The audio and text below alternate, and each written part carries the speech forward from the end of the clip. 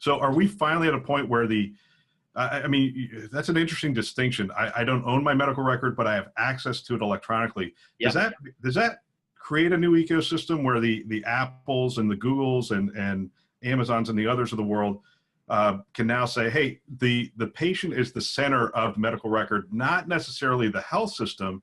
So now we can create, we talked about these ecosystems that I think will arise where the cloud providers will say, hey, if you as a patient want to give us your data, we can now add value to it, or we can now add other data to it and make it, enhance it and make it better. Are we at a point where the patient is finally the locus of this, the medical record, or we're not there yet?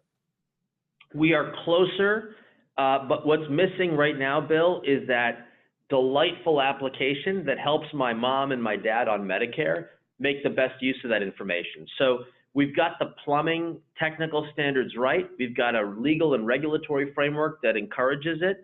We've got the cloud providers and others helping to facilitate adoption and use. But that last step, who's going to help read my mom's Medicare Blue Button file and remind her when she should get care, or where, if she needs care, she can choose the right provider that meets the needs that she has to have addressed.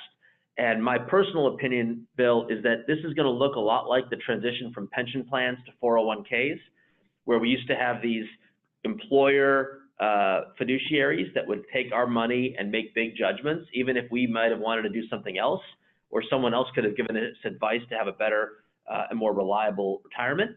The move to 401ks gave rise to companies that didn't exist, or if they did, they were modest, Vanguard and Fidelity and others.